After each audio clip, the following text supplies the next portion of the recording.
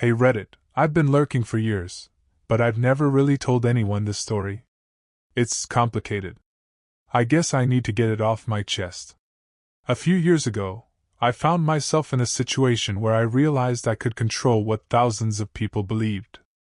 And not in the small, I can convince my friends kind of way.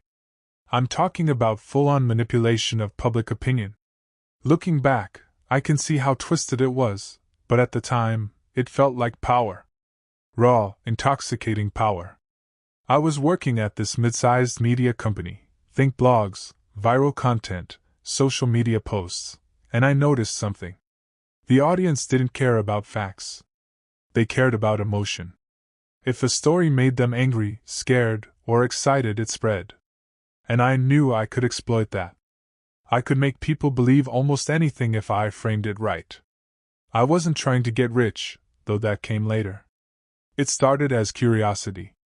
Could I make people think something happened when it didn't? Could I control the narrative so perfectly that even my coworkers would start parroting my truth? Spoiler, I could. But I'm getting ahead of myself. Before any of that, I had to plan. And when I say plan, I don't mean a casual idea scribbled on a napkin. I went full-on chess master with this. Every step, every reaction, every possible way someone could question me, I considered it. Anyway, that's where it began. The seed of manipulation, planted in my brain. The thrill of seeing people's perceptions bend like putty in my hands. Planning. That's where the thrill started to hit me. I didn't just want to throw out a story and see if people bought it. I wanted precision. I wanted full control over the narrative. First, I picked my target. It wasn't a person, it was a topic, something that already sparked debate online. Something people already had an opinion about but lacked facts. That made them perfect prey. Next, I mapped out my channels. Social media was obvious, but I also needed micro-influencers, comment sections, and even casual mentions in company newsletters. Every touchpoint mattered. I created multiple fake accounts, each with a backstory, each capable of contributing to the illusion. I wrote scripts, planned timelines, rehearsed arguments. Basically, I set up an entire ecosystem to make my story feel real from every angle. I remember the night I finished the prep. Sitting alone, looking at the spreadsheet of posts, accounts, and timelines, I felt this strange mix of excitement and fear. Could I really pull this off without anyone noticing?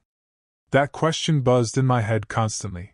The first post went live on a Thursday morning. I remember staring at the publish button like it was a detonator. One click, and everything would start, or blow up in my face. I timed it perfectly, morning traffic, high engagement, people already anxious about the topic. I watched the notifications pop up slowly at first, then faster. Likes, shares, comments, some agreeing, some outraged. Exactly what I wanted. But it wasn't just the numbers, it was the feeling. The adrenaline of knowing I made people believe something that wasn't true. Watching strangers argue over a fact I invented, and realizing that every heated comment reinforced my little web of lies, it was intoxicating. Of course, things didn't go perfectly. One minor error, a typo in a username, almost exposed one of my fake accounts. I panicked for a moment, quickly corrected it, and breathed a sigh of relief. That tiny slip reminded me that control was fragile. One misstep and everything could unravel. By the second week, my little experiment had taken on a life of its own. People were sharing, reposting, arguing, and none of them knew I was behind it. I'd become invisible but omnipresent, like a ghost pulling strings. Every notification felt like a small victory, a comment perfectly aligned with the narrative I'd constructed, a debate spiraling exactly the way I'd predicted. But things started to get messy. Some real journalists picked up on the topic, questioning sources. I had to improvise fast, creating fake, expert accounts and planting evidence to keep the illusion alive. Every new step was a gamble. One mistake could blow everything. I remember sitting at my desk at 2 a.m., staring at the screen, heart racing, hands shaking, thinking, this is it. One wrong click, and it all collapses. Still, the thrill outweighed the fear. I was addicted to the feeling of control, the knowledge that thousands were reacting to something I alone had crafted. And in that high, the rules I normally lived by didn't matter. Things were going smoothly, too smoothly. Then came the first hint that I might be in over my head. A mid-level journalist started digging, asking questions I hadn't fully anticipated. It wasn't about catching me, not yet. It was small inconsistencies, little gaps in the story. One commenter pointed out a detail that didn't add up. Another shared a screenshot from weeks ago that contradicted my narrative. Suddenly, the web I'd spun felt fragile, like it could collapse with a single touch. I panicked. My stomach was in knots. I spent hours crafting responses, planting new evidence, and subtly steering conversations back in my favor. Every message, every post had to be calculated, measured, perfect. I even started questioning my own work. Had I gone too far this time? That night, alone in my apartment, I felt something I hadn't in weeks: real fear. The thrill of control was still there, but now it came with a heavy weight: the possibility of exposure. I realized manipulation isn't just power, it's a trap. I couldn't back down. Not now. The tiniest crack in my plan terrified me, but retreating felt like admitting weakness. So I escalated. I created more fake accounts, more sources, more layers of apparent legitimacy. Every post had to feel natural, every interaction carefully choreographed. I was no longer just telling a story. I was running a full-scale psychological operation. I started tracking patterns, noting which arguments sparked the most outrage, which images evoked fear, which phrases made people share without thinking. It was addictive. I'd never felt this kind of power. But along with the rush came exhaustion. I barely slept, ate less, and my mind was constantly spinning, running simulations of every possible scenario. The fear never left. Every ping of a notification sent adrenaline coursing through me. But I rationalized it. The fear was part of the game, part of the thrill. I wasn't doing this for revenge or money. I was proving something to myself, that I could bend reality, if only for a little while. Then it happened, the moment that made me realize I wasn't untouchable. A friend from work, someone I trusted, started asking questions. Not directly about me, but about the story. She noticed inconsistencies, patterns, things that didn't add up. At first I laughed it off, told myself she was overthinking. But then she shared screenshots, comments, and links that directly contradicted my carefully constructed timeline. My stomach dropped. Panic set in. Up until that point, everything had been contained online, invisible to anyone who might connect the dots.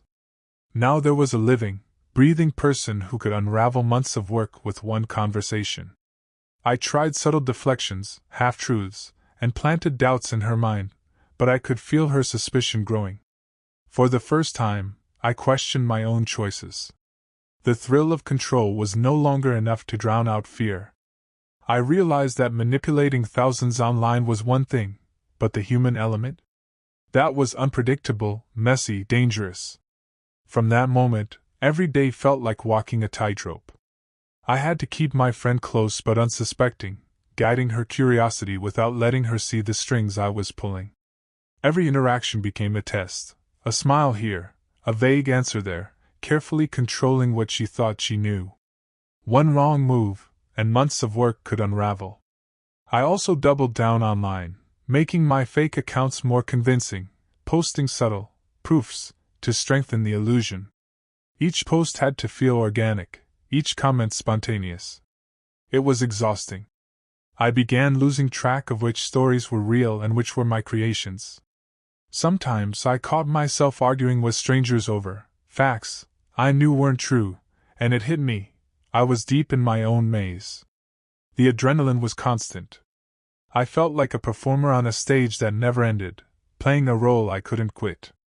Fear, pride, and excitement collided in a way that was both thrilling and terrifying. I should have seen it coming. After weeks of juggling lies, fake accounts, and manipulated opinions, cracks began to show. Small things at first: a misdated screenshot, a comment that didn't match the timeline, someone noticing my expert source had no online footprint. I tried to patch each gap, but it was like plugging holes in a sinking ship. Every fix created another vulnerability. Then, the panic set in fully. One of my friend's coworkers started asking questions too, connecting dots I hadn't even considered. My carefully orchestrated illusion, which had seemed so untouchable, was starting to wobble.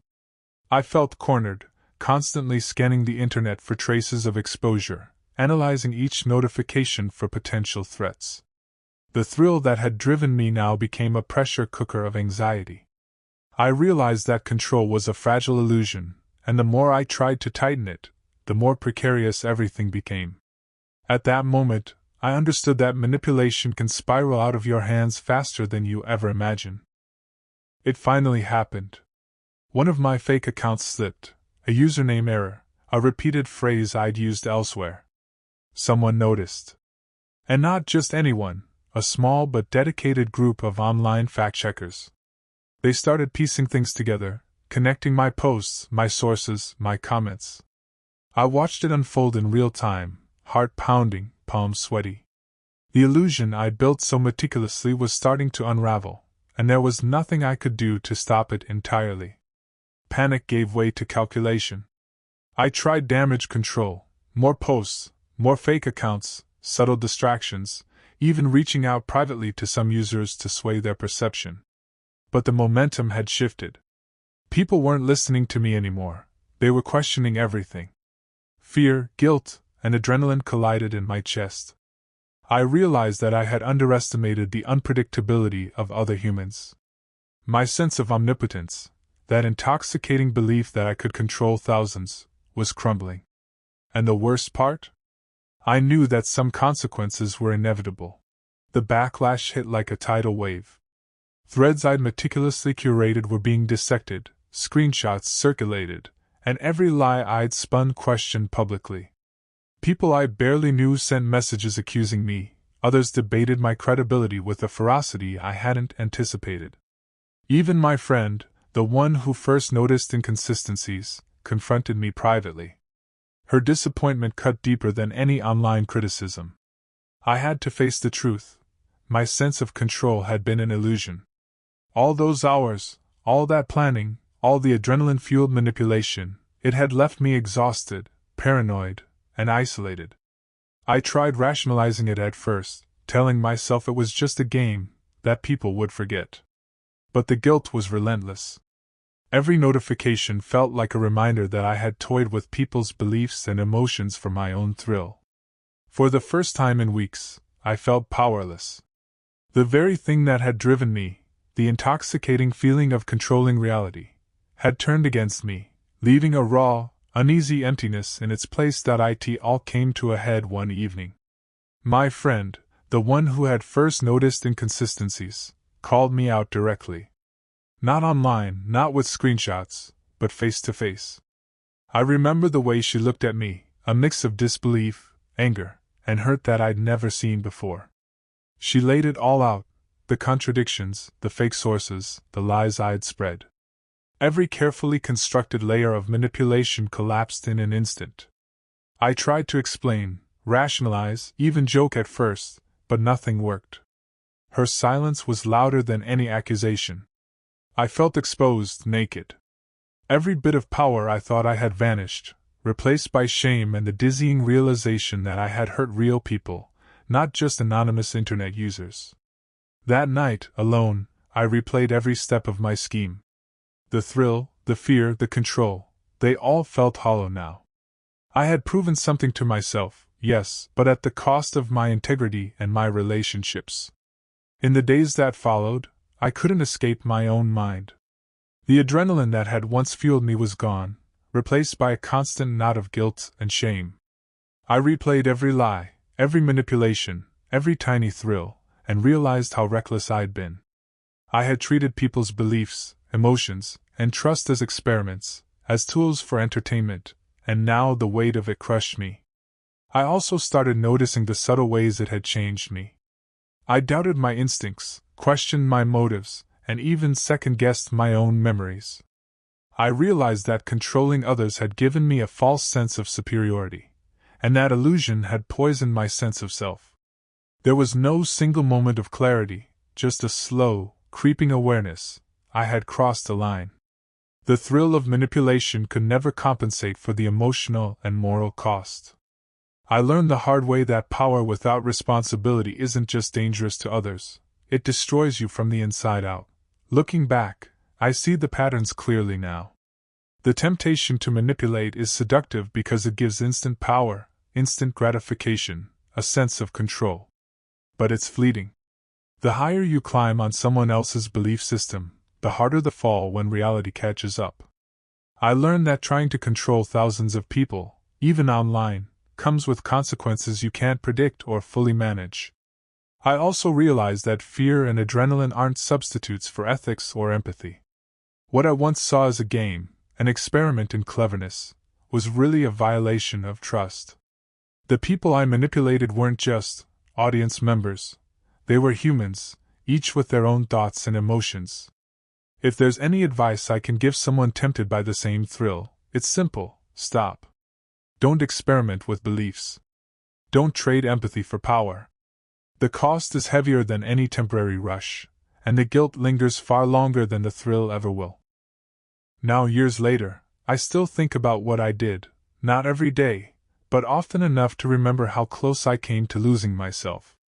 I got away without legal consequences, but the emotional fallout was permanent. Relationships I once valued were strained, trust one had in myself fractured, and the thrill that had once consumed me now feels hollow and dangerous in memory. What changed me the most was understanding that power over others is an illusion. The satisfaction I'd felt from bending perception and controlling narratives was fleeting, but the guilt and paranoia lingered for months afterward. I learned that true influence requires transparency, empathy, and responsibility, not deception and manipulation. I don't dwell on my past crimes to justify them, but to understand them. And if there's one takeaway, it's this: the rush of control isn't worth the moral, emotional, and human cost. Curiosity can be powerful, but ethics must guide it, or you'll pay far more than you expect.